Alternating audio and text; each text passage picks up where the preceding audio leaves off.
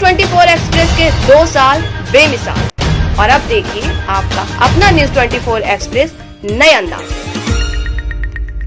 नमस्कार, आप देख रहे हैं न्यूज 24 एक्सप्रेस और मैं हूं नेहा परिहार आपके साथ। आइए शुरुआत करते हैं आज के बुलेटिन की। आप प्रत्याशी को इसोली विधानसभा जनता पूरा समर्थन कर रही है। आम आदमी पार्टी के 187 इसोली विधानसभा के प्रत्याशी फिरदौस बानो को लगातार जनता भरपूर समर्थन कर रही है। आपको बताते चलें कि इसोली विधानसभा क्षेत्र के आप प्रत्याशी अपने समर्थकों के साथ में लगातार जनता के बीच जाकर प्रचार कर रहे हैं, साथ ही लोगों को जागरूक कर रहे हैं। आम आदमी पार्टी के विधायक प्रतिनिधि अशफाक अहमद का कहना है कि इस बार आम आदमी पार्टी बहुमत से सरकार बनाना जा रही है और दिल्ली जैसा मॉडल अपने यूपी में दिखेगा। अब वो दिन दूर नहीं और इसोली की जनता हमेशा खुशहाल रहेगी। आम आदमी पार्टी के विधायक प्रतिनिधि अशफाक अहमद ने मीडिया से बात करते हुए हिजाब पर उठाए बड़े सवाल। हमें अपनी मां बहन की इज्जत करना हमारा फर्ज है, हम उनकी इज्जत से खिलवाड़ नहीं कर सकते। इसोली विधानसभा से आप चुनाव लड़ रहे हैं, आपका नाम क्या है और किस पार्टी से लड़ रहे हैं? मैं अशफाक अहमद हूं और मैं काफ़ी दिनों से राजनीतिक गतिविधियों में रहा हूं और काफ़ी टाइम से, करीब जब से पार्टी का राष्ट्रीय पार्टी का हमारे जो है आम आदमी पार्टी का जब से बुनियाद डाली गई तब से मैं आम आदमी पार्टी के लिए काम कर रहा हूं। और इस बार आम आदमी पार्टी ने नारी सशक्तिकरण को मजबूती देने के लिए हमारी पत्नी फिरदौस बानो को यहाँ इसोली विधानसभा से प्रत्याशी बनाया है। तो अपने विधानसभा चुनाव में आप मतलब जनता के लिए क्या किस मुद्दे पर चुनाव लड़ेंगे? सबसे पहली चीज़ तो ये जान लीजिए कि जो दिल्ली का मॉडल है वो मॉडल तो हम यहाँ पेश ही कर रहे हैं। उसके साथ साथ जो सबसे बड़ा मुद्दा है हमारा कि इस गरीब जनता को और इस पूरी जनता को 300 यूनिट बिजली फ्री हम दे रहे हैं। हर साल 10 लाख बेरोजगारों को हम रोज़गार देने का काम कर रहे हैं।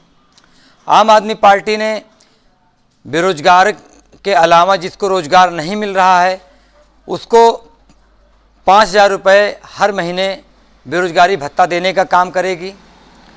किसानों के लिए MSP भी लागू करेगी।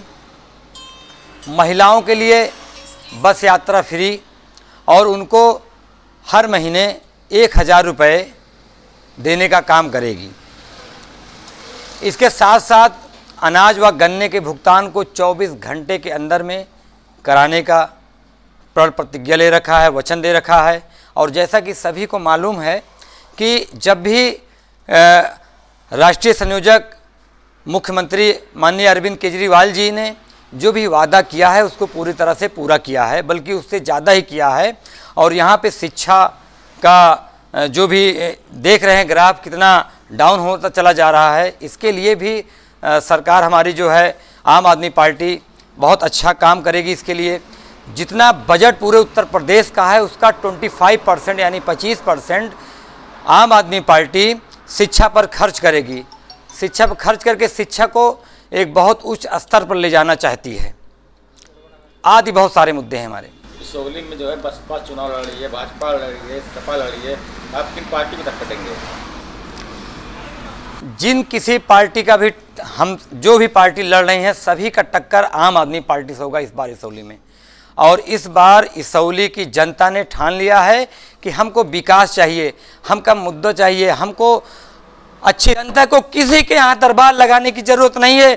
हम खुद अपने पब्लिक के बीच में जाएंगे, हम पब्लिक को घर घर जाके वो सुविधा देंगे जो और प्रत्याशियों के और सांसद और विधायक घर जाके ये लोग दरबार लगाते हैं। हम दरबार लगाने काम नहीं करेंगे, हम खुद पहुंचेंगे, उस स्थान में पहुंचेंगे, उस इंसान के घर पे जाके हम उसकी समस्या को सॉल्व करेंगे। और 24 घंटे के अंदर जब तक हमारी जनता की समस्या सॉल्व नहीं हो जाएगी तब तक हम सांस नहीं लेंगे। हम मरते दम तक इस जनता की सेवा करते रहेंगे। अगर आपको जीत मिलती है तो सबसे पहली प्राथमिकता क्या होगी आपकी? हम 24 घंटा के अंदर में हम 300 यूनिट बिजली फ्री कराने के लिए हम लड़ाई लड़ रहे हैं। हमारी सरकार बनती है हम करेंगे। हम मनरेगा मजदूरों की हम मजदूरी 350 रुपये पर डे के हिसाब से हम करेंगे। आज जो उनकी मजदूरी 204 रुपये है उस पर उनका कुछ नहीं चल पाता, उनके बच्चे भूखों रहते हैं, उनके तन पे कपड़ा नहीं होता। आज हम उनकी मजदूरी आज के हिसाब से हम 350 रुपये करेंगे मनरेगा मजदूरों की, और मनरेगा मजदूरों को जो 100 दिन का रोजगार दिया जा रहा है, हम उसको 200 दिन का रोजगार हम दिलाने का काम करेंगे साल भर में। और उसके साथ साथ जितने भी मुद्दे हैं जो पूरा दिल्ली का मॉडल है, पूरा लागू करेंगे। 24 घंटे शंकराचार्य स्वामी निश्चलानंद जी का करेली आगमन 26 फरवरी को है। करेली ऋग्वेदीय पूर्वामनाय गोवर्धन मठ पुरी पीठाधीश्वर जगतगुरु शंकराचार्य स्वामी श्री निश्चलानंद सरस्वती जी महाराज का हिंदू राष्ट्र की स्थापना के उद्देश्य से राष्ट्र उत्कर्ष अभियान यात्रा के अंतर्गत 2 दिवसीय करेली में प्रवास सुनिश्चित हुआ है। पूज्य महाराज श्री का करेली नगर में आगमन 26 फरवरी 2022 को होगा। जगतगुरु श्री शंकराचार्य जी 26 फरवरी को शाम 5 बजे विशाल धर्म सभा को संबोधित करेंगे। महाराज श्री के प्रवास के दूसरे दिन 27 फरवरी 2022 को 11 बजे धर्म संगोष्ठी का आयोजन किया जाएगा। इसमें महाराज श्री धर्म, आध्यात्म एवं राष्ट्र से संबंधित प्रश्नों के उत्तर देंगे। शंकराचार्य जी के प्रवास कार्यक्रम को सफल बनाने के उद्देश्य से पूरी पीठाधीश्वर जगतगुरु शंकराचार्य स्वागत समिति करेली एवं आदित्य वाहिनी की महत्वपूर्ण बैठक आयोजित की गई, जिसमें कार्यक्रम की रूपरेखा और तैयारियों पर चर्चा की गई। महाराज जी जो आ रहे हैं, कार्यक्रम की रूपरेखा आप बताएं, क्या कार्यक्रम है? चातुर्मास काल में ऋग्वेदीय पूर्वामनाय गोवर्धन मठ पुरी शंकराचार्य चातुर्मास काल में घोषित कर चुके कि 3.5 वर्ष में भारत हिंदू राष्ट्र घोषित होगा। उसी श्रृंखला में उन्होंने राष्ट्रोत्कर्ष अभियान यात्रा प्रारंभ की है। जगह जगह जाकर हिंदुओं में हिंदू राष्ट्र के प्रति भावना का जागृत करना और सकल हिंदुओं को एकत्रित करना। उसी क्रम में उनका करेली प्रवास सुनिश्चित हुआ है, जो कि 26 और 27 फरवरी को होगा। महाराज श्री का पदार्पण शहर में 26 तारीख को सुबह अमरकंटक एक्सप्रेस से होगा। शाम 5 बजे राम मंदिर प्रांगण में विशाल जनसभा का आयोजन होगा, जिसमें बड़ी से बड़ी अधिक से अधिक संख्या में लोग उपस्थित रहेंगे और पादुका पूजन का कार्यक्रम। क्या रूपरेखा बनाई गई कार्यक्रम की? कार्यक्रम की रचना में संपूर्ण नगर को एकत्रित करके उनको सहभागिता के साथ, सकल हिंदुओं को एकत्रित करके सहभागिता के साथ कार्यक्रम में जोड़ना, मंची कार्यक्रम को अधिक से अधिक बड़ा बनाना और प्रत्येक हिंदू परिवार को उस कार्यक्रम में जोड़ने की हमारी योजना है। उसके लिए हम लोग सतत संपर्क अभियान में जारी है। क्या नाम है आपका? श्याम बाबू नेमा, संयोजक। कन्नौज में मुख्यमंत्री योगी आदित्यनाथ सपा पर जमकर बरसे। उन्होंने कहा कि सबके साथ से सरकार बनने वाले सैफई परिवार का विकास कराते थे। भाजपा को वोट देने की अपील करते हुए उन्होंने कहा, हमारी सरकार बनने पर एक हाथ में विकास की छड़ी होगी और दूसरे हाथ में माफियाओं पर चलने वाले बुलडोजर का लीवर होगा। कन्नौज के सदर विधानसभा क्षेत्र के बोर्डिंग ग्राउंड पर मुख्यमंत्री योगी का उड़न खटोला 45 मिनट देरी से पहुंचा। योगी के मंच पर पहुंचते ही जनसभा में जय श्री राम के नारे गूंज उठे। कन्नौज सांसद सुब्रत पाठक का संबोधन खत्म होने के बाद मुख्यमंत्री ने भारत माता की जय के साथ अपना संबोधन शुरू किया। 2 बार मेरे कार्यक्रम बने थे, लेकिन श्री सुब्रत पाठक जी को अन्यत्र एक कार्यक्रम में व्यस्त रहना था, तो मैंने भी कार्यक्रम स्थगित किया था। लेकिन 2 चरणों के मतदान में व्यस्तता के बाद जैसे मुझे समय मिला, आज मैं आपके बीच में यहां पर उपस्थित हुआ हूं और आपने जो उत्साह दिखाया है, आपके इस उत्साह के लिए मैं आपका अभिनंदन करता हूं। लेकिन भाइयों बहनों,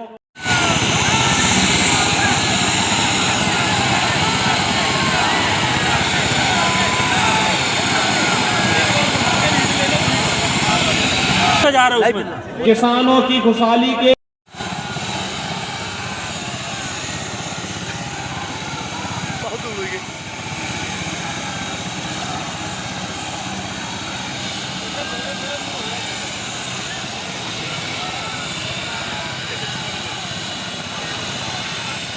सबको आपके उत्साह के लिए आपका अभिनंदन करता हूं।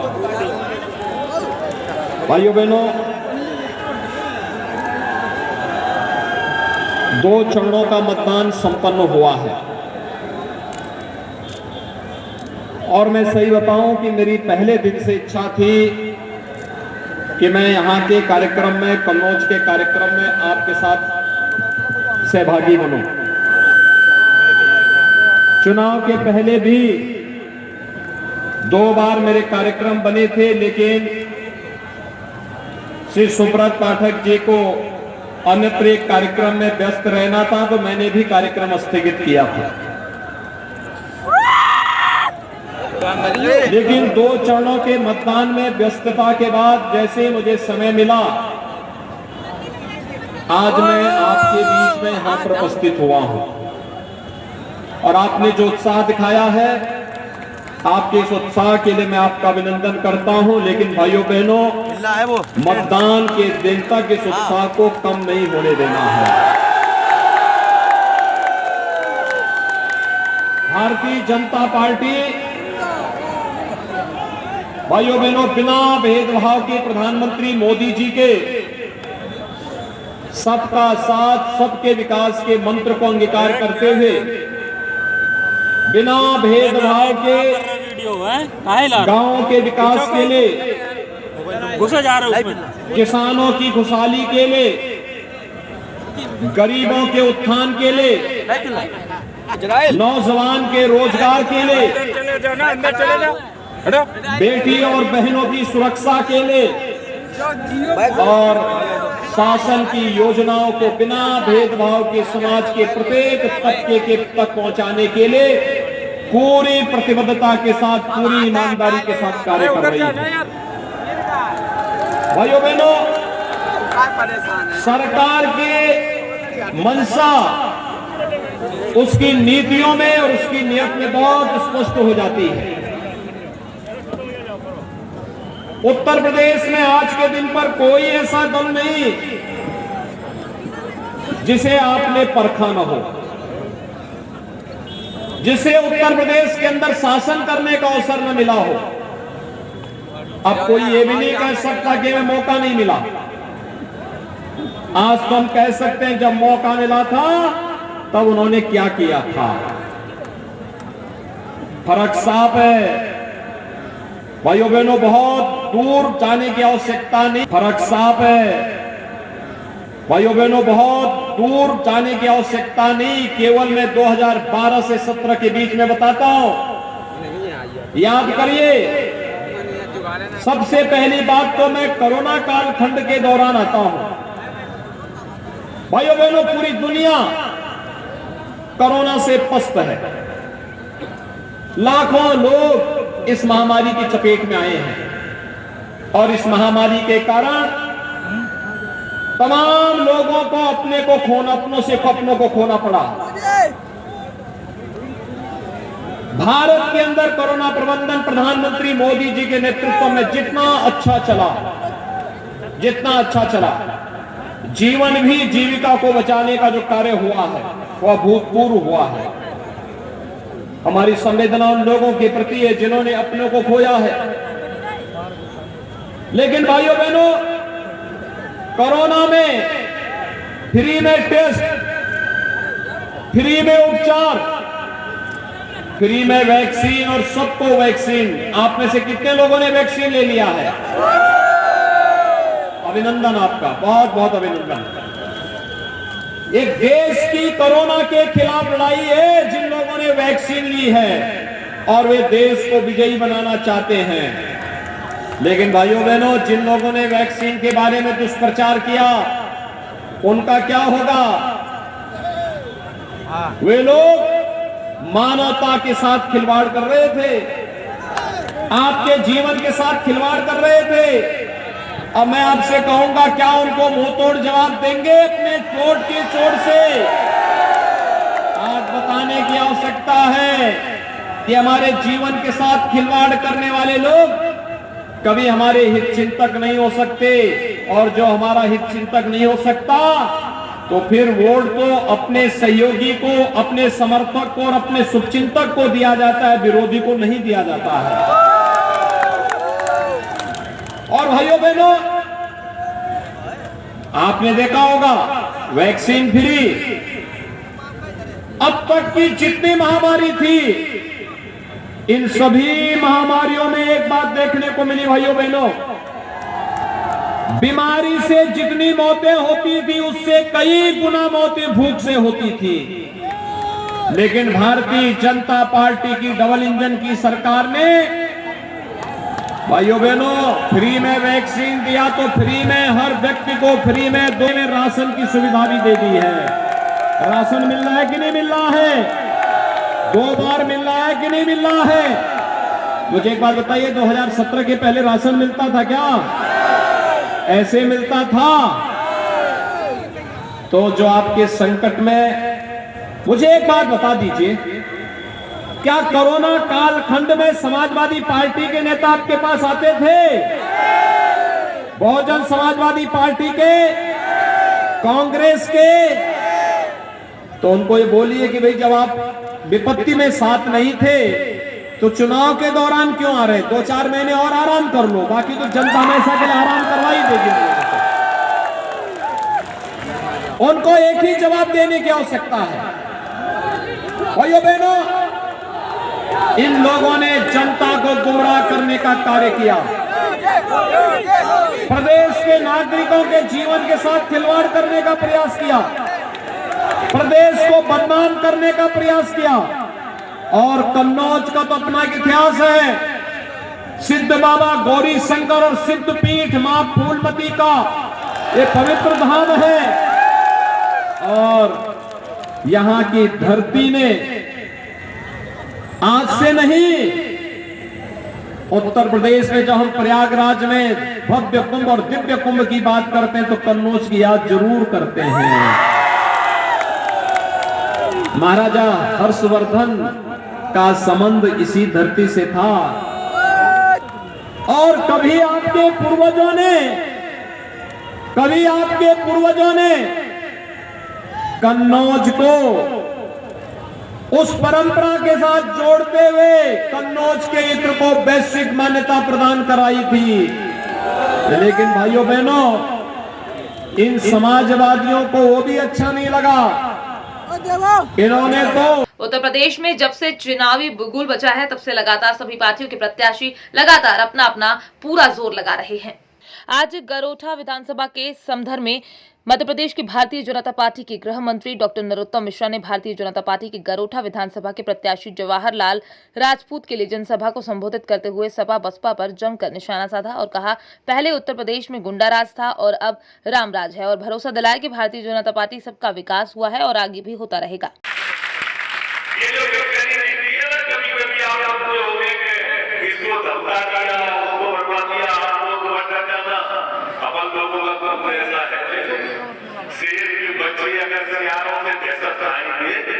सोचिएगा फिर वो कैसे जंगल में रह पाएंगे। बिल्कुल गलत ना हो, आपके जोर से तब तक फेंकोगे तो मध्य प्रदेश नहीं गिरेगा। ज्यादा दूर नहीं हुआ, आधी रात को भी आ जाओगे बिल्कुल तो ज्यादा हूँ ज्यादा आपके लिए बदल।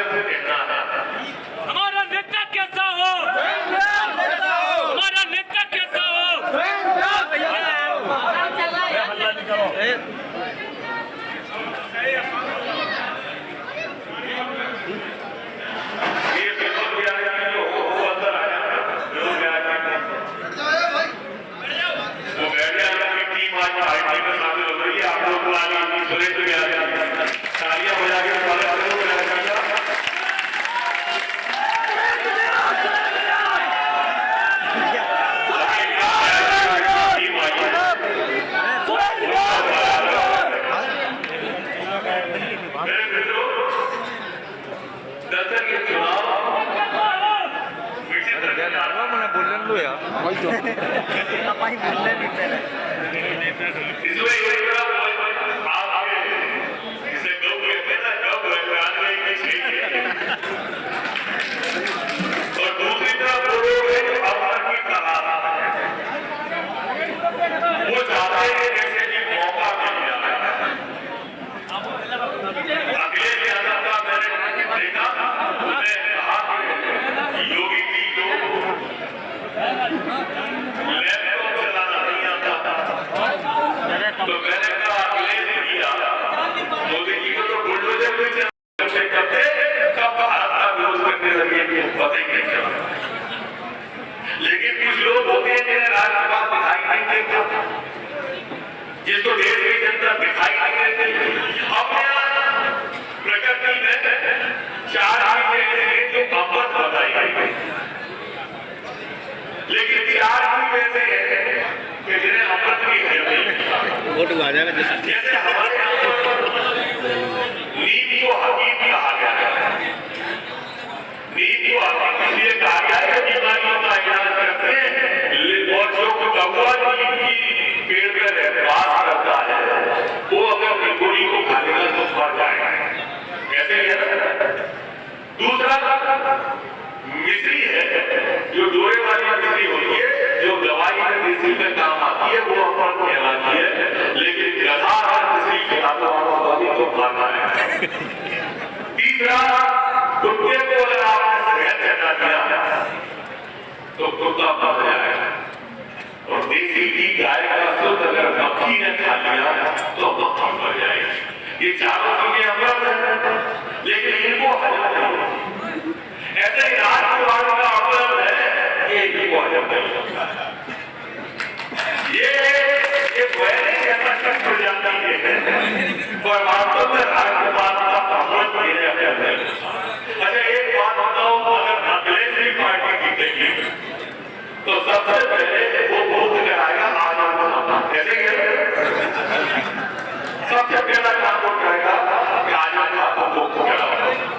और अगर हमारा जवाहरलाल जीतेगा, योगी बाबा मुख्यमंत्री बनेंगे, तो सबसे पहले कृष्ण जन्मभूमि को बूथ कराएंगे।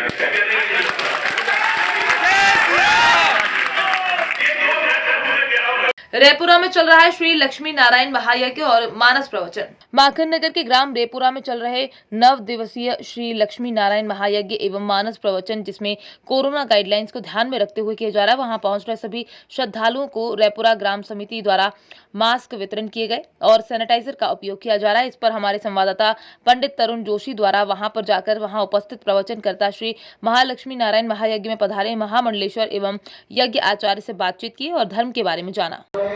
यज्ञ सभी लोग अब इस समय परिक्रमा में हैं, लगा रहे हैं अपनी मनोकामना सिद्धि हेतु परिक्रमा लगाई जा रही है। वहीं पर यहाँ पे 9 वक्ताओं द्वारा, 9 प्रवचनकर्ताओं द्वारा यहाँ पर लोगों को प्रतिदिन जीवन जीने के सलीका, धर्म की मार्ग एवं सभी प्रकार की नीतियाँ समझाई जा रही हैं एवं धर्म के बारे में प्रचार किया जा रहा है। यहाँ पे नवकुंडी महायज्ञ के सभी उधर देख सकते हैं आप, देखिए यहाँ पे सामने मंच बना हुआ है, मंच पर प्रवचन करता है। जिला नर्मदापुरम एवं सभी ग्रामों से यहाँ पे अधिक से अधिक संख्या में लोग अवध नगरिया ढूंढ के हारे, अवध नगरिया ढूंढ के हारे, अवध नगरिया ढूंढ के हारे, काशी ढूंढा मथुरा ढूंढा, अवध नगरिया ढूंढ के हारे, अवध नगरिया ढूंढ के हारे। अब वृंदावन बरसाने में मेरे श्याम,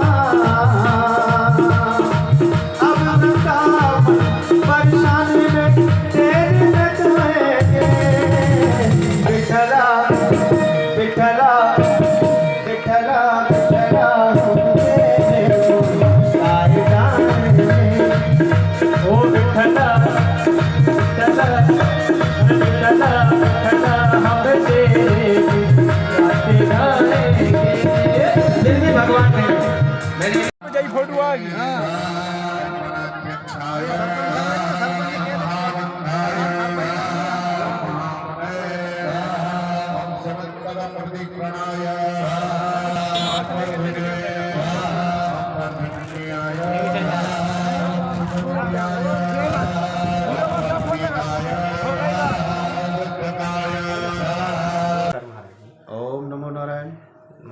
आज जो युवा जिस प्रकार दर दर भटक रहा है और धर्म की राह भूल रहा है, इस पर आपका क्या कहना है? सर्वप्रथम डॉक्टर स्वामी करुणानंद गिरी महामंडलेश्वर आवाहन अखाड़ा, आप चूँकि आप युवा हैं और धर्म के साथ आपकी विधा जुड़ी हुई है और आपने ऐसा सर्वोत्तम प्रश्न किया है, तो युवा दर दर भटक नहीं रहा है। युवा इसके पहले युवा की कहीं से शुरुआत है और शुरुआत के बाद लोगों को मार्ग की आवश्यकता होती है और मार्ग प्रशस्त करने के 3 श्रेय हैं। सर्वप्रथम माता पिता, बाढ़ है पुत्र पिता के धर्मा। दूसरे नंबर पर उपदेशक।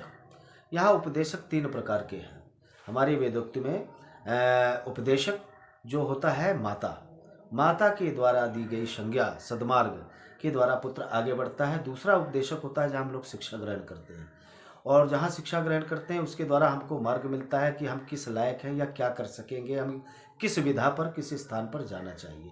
तीसरा और माता पिता हैं, तो पहली गुजारिश, पहला धार्मिक निवेदन में रहे हैं हमारे माता पिता, हमारे संस्कार, हमारे उपदेशक अगर ठीक रहेंगे, मुझे आज भी भरोसा है मेरे सनातन में, इस भारत भूमि में घर घर में विवेकानंद होगा। सत्य सनातन धर्म की जय। महाराज जी बहुत बहुत धन्यवाद। एक छोटा सा प्रश्न और था आपसे, आज का जो धर्म और गौ माता की जो दुर्दशा आप देख रहे हैं, आप आते समय आपने देखा होगा, इस पर आपका क्या विचार है? बहुत अच्छा प्रश्न किया। मैं मार्ग तय कर रहा था और मैंने यही देखा है, जिस भगवान लक्ष्मी नारायण का यज्ञ चल रहा है यहाँ, और मैं यहाँ छोटी सी सेवा धर्म की करने आया हूँ। मैंने देखा है पहली बार कि अग्नि पटाखे फूट रहे थे और घास में आग जल रही थी और गाय खड़ी होकर के आग खा रही थी। फल खाना, कीचड़ खाना, वो तो लोगों ने देखा। मैंने पहली बार देखा कि जलते हुए घास को गाय खा रही है। मैंने अपने साधु से कहा, मैंने कहा महाराज विनाश काले विपरीत बुद्धि, देखिए जो गौ माता पृथ्वी स्वरूप है, जो हमको पोषण देने वाली है, जो हमको सद्मार्ग देने वाली है, जिसने संसार को धारण किया है, देवताओं को धारण किया है, उसकी आज ये वृत्ति है। और इस वृत्ति का कारण क्या है? आज क्या देखते हैं आप? अभी किसी भी कथा में चलिए, आप मेरे साथ चलिए। श्रीमान जी, मेरे पास 4 से 5 गौशालाएं हैं।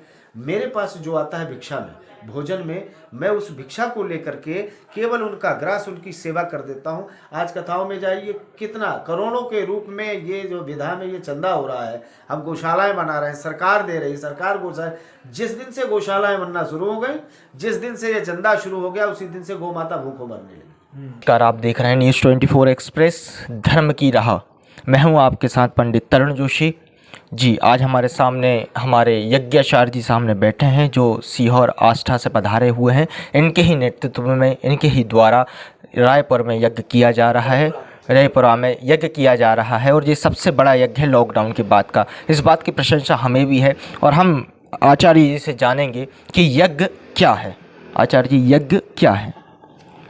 सर्वप्रथम यज्ञ प्रज्ञन्ते, यज्ञ से सबसे प्रथम सुख शांति, रोग धोग आदि व्याधियाँ सब दूर होती हैं। यज्ञ से वर्षा होती है, जिससे कि फसल अच्छी उत्पन्न होती है, सुख शांति होती है। यदि किसान प्रसन्न है तो पूरा देश प्रसन्न रहेगा हमारा। और रोग यदि दूर होगा, आज हमारे यहाँ जिस तरह से ये कोरोना चल रहा है, तो इस जो यज्ञ में हम आहुतियाँ डालते हैं, आहुतियों में अनेक प्रकार की औषधियाँ रहती हैं। ये सब चीज़ों के धुएं से क्या होता है कि कैसा भी रोग हो अपने आप दूर होता है। आपने कोरोना में देखा, जिन लोगों के यहाँ घर पे हवन हुई वो लोग बीमार नहीं हुए, इसलिए इससे वातावरण अपने आप शुद्ध होता है। और जब वातावरण शुद्ध होता है तो हम निरोग रहेंगे, और यदि हम निरोग रहे तो हमारा देश समृद्ध अपने आप बनेगा। क्योंकि जिस तरह गुरुजी ने बताया आपको यज्ञ का महत्व, इसके बाद आप जान सकते हैं कि श्रद्धालु जो यज्ञ होते हैं, नाना प्रकार के यज्ञ होते हैं। हम गुरुजी से संक्षेप में जानेंगे कि कितने प्रकार के यज्ञ किए जाते हैं और इनका क्या लाभ है। देखिए, आध्यात्म विषय पर यदि हम कहें तो धर्म एक अलग चीज़ है, यज्ञ एक अलग चीज़ है। धार्यति धर्म, जिससे हम सत्य को धारण करते हैं, वह धर्म कहलाता है। और यज्ञ 3 प्रकार का होता है मुख्य रूप से। पहला यज्ञ सात्विक, दूसरा यज्ञ तामसी और तीसरा राजस्व। तो आजकल राजस्व यज्ञ तो होता नहीं है, सात्विक यज्ञ सब दूर होते हैं। फिर दूसरा मनसा यज्ञ होता है, जो मन से जाप करते हैं, जिसे जापात्मक यज्ञ कहा जाता है। एक ध्यानात्मक यज्ञ होता है जिसमें लोग ध्यान करके करते हैं, और एक ये है जिसमें परमात्मा की पूजा सेवा की जाए और सेवा पूजा करने के बाद हवन इत्यादि किया जाए, ये जो है हवनात्मक यज्ञ कहा जाता है। जिस तरह आपने अभी सुना महत्व यज्ञों का कितने प्रकार के होते हैं, इसके बाद जो यहाँ पे श्री लक्ष्मी नारायण महायज्ञ जो हो रहा है, इसके करने से क्या फल मिलता है, इसके बारे में भी थोड़ा संक्षेप में जानेंगे। देखिए, आप देख रहे हैं न्यूज़ 24 एक्सप्रेस में हूँ आपके साथ पंडित तरुण जोशी।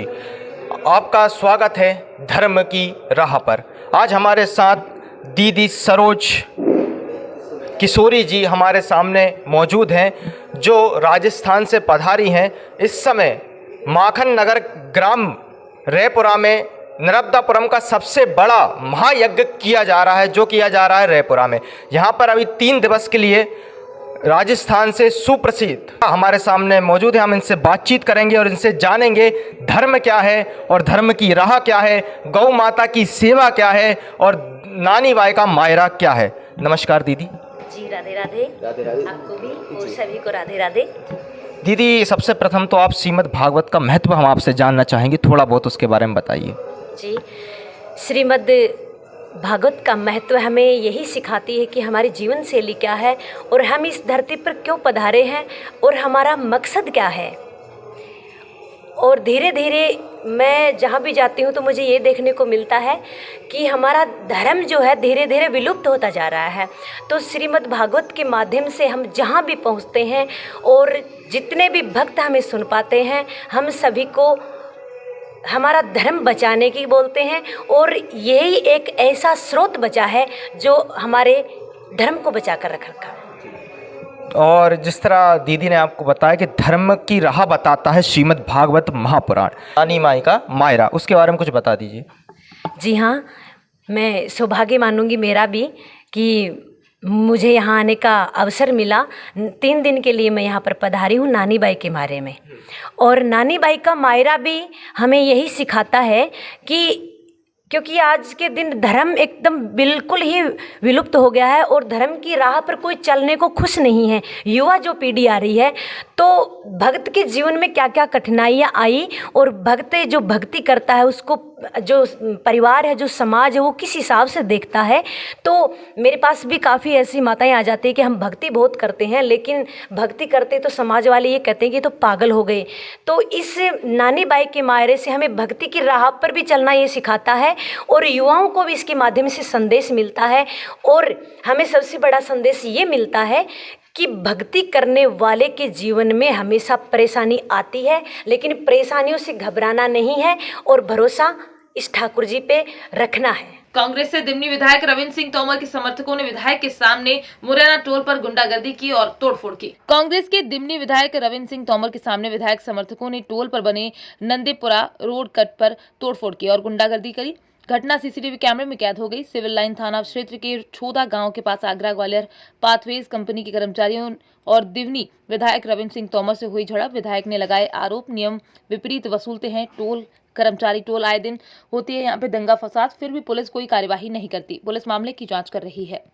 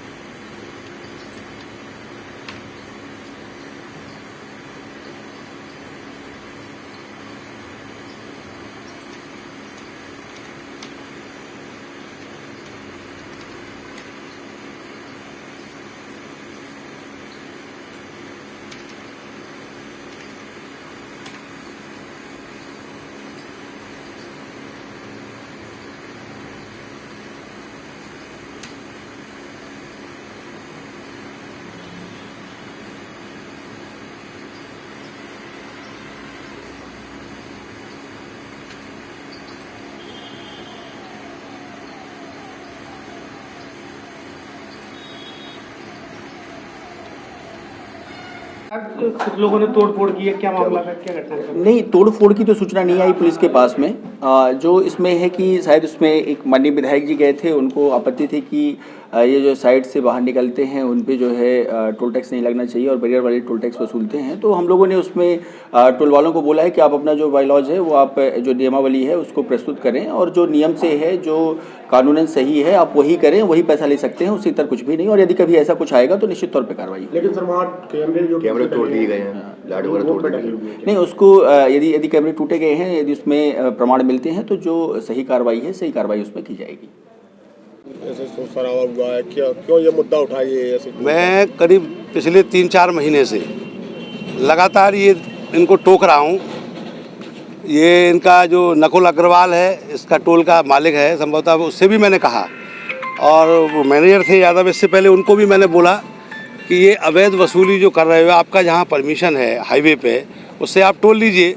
लेकिन यहाँ लंबा जो जाम लग जाता है यहाँ से लेके छौंदे तक, उधर मुरैना तक, आए दिन कई बार क्या होता है, मरीज एम्बुलेंस जा रही है ग्वालियर को, चूँकि स्वास्थ्य सेवाएं ग्वालियर बेहतर हैं, तो लोग जाते हैं लेकर के, मरीज जब रेफ़र होता है तो वो यहाँ घंटों जाम में फंसे रहते हैं, तो उनकी क्या हालत होती है। तमाम मरीजों की डेथ हो गई इसमें। दूसरा ये जो कट है ना, और इससे गाँव की तरफ भी है, उसमें भी उन्होंने खम्भे गाड़ रखे हैं। ये कौन से नियम में है? ये यहाँ वसूली नहीं कर सकते, कोई इसकी परमिशन नहीं है, टोटल अवैध है। और ये अवैध तरीके से जनता से वसूली की जा रही है, उसके हमारे पास दसियों कंप्लेंट हैं, शिकायत आई कि साहब ऐसे ऐसे हमसे पैसा वसूला जा रहा है। तो इसके लिए हमने कई बार कहने के बाद, परसों भी मैंने कहा था कि ये बैरियर यहाँ से हटाइए। अभी मैंने एसपी साहब को भी टेलीफोन लगाया कि आप फोर्स भेजिए, ये अवैध जो वसूली हो रही है इसके खिलाफ 420 की FIR होनी चाहिए। अगर नई अवैध वसूली रुकती है तो फिर आगे क्या करेंगे? नहीं, मैं धरने बैठ जाऊँगा ना यहाँ। अगर अवैध वसूली नहीं रुकती है तो यहाँ धरना पे बैठ जाऊंगा और जब तक जनता को राहत और न्याय नहीं मिलेगा तब तक नहीं हटूंगा यहाँ से। यहाँ बता रहे हैं कि दोनों साइड से गलियां भी बंद, दोनों साइड से गांव की तरफ से। भाई गांव के लोगों का यहाँ जो नगर निगम का एरिया है, उस एरिया में जो लोकल की गाड़ियाँ हैं वो उनसे वसूली नहीं होनी चाहिए, उनसे भी वसूली हो रही। और नंदेपुरा रोड पे इधर से निकलने वाली गाड़ियों से वसूली हो रही है। उन्होंने स्कैनर लगा रखा है यहाँ, बैरियर इसलिए लगा देते हैं ताकि गाड़ी धीमी पड़े और स्कैन करके उनका पैसा कट जाए। फास्टैग गाड़ी में नहीं लगा रहता है। दूसरा, गांव, ये गांव है पड़ोस में, गांव की तरफ भी अगर जाएंगे तो वहाँ भी जो है उन्होंने बैरियर गाड़ रखे खंबे, उधर भी अगर कोई जाता तो उसमें भी वसूली कर लेते हैं। झाबुआ जिले के थांदला के समीप खवासा चौकी अंतर्गत ग्राम मादलदा में गाय काटने का मामला सामने आया है। सूचना मिलने पर पुलिस ने कार्यवाही करते हुए गाय का मांस, चमड़ा, गाय के थन, कान आदि जब्त कर प्रकरण पंजीबद्ध किया है। खवासा पुलिस से प्राप्त जानकारी के अनुसार घटना रविवार रात करीब 10 बजे की है।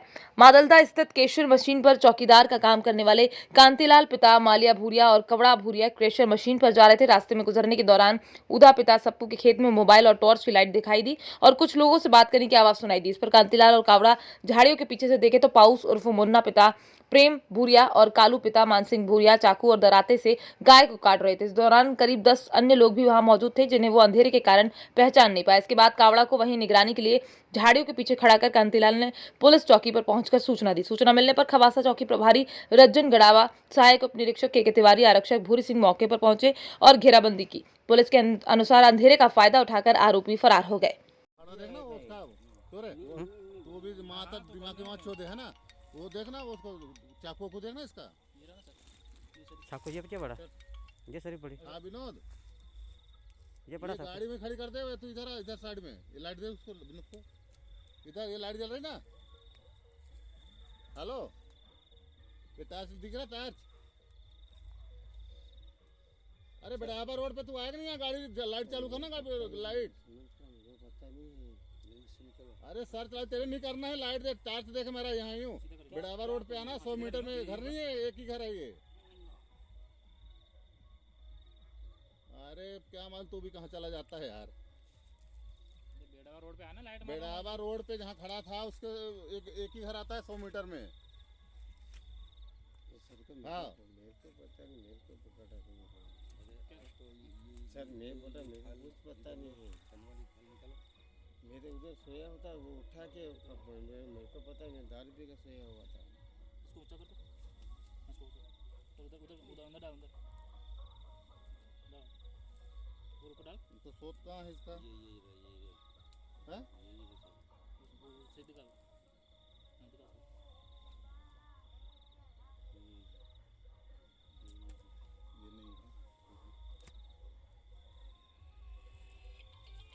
सर मैं क्या बोल रहा हूँ सर, मेरे को कुछ पता नहीं है। मादा तो तेरे कभी माछ होती तो सर मैंने भाग नहीं जाता, मेरे को पता ही नहीं है सर ये।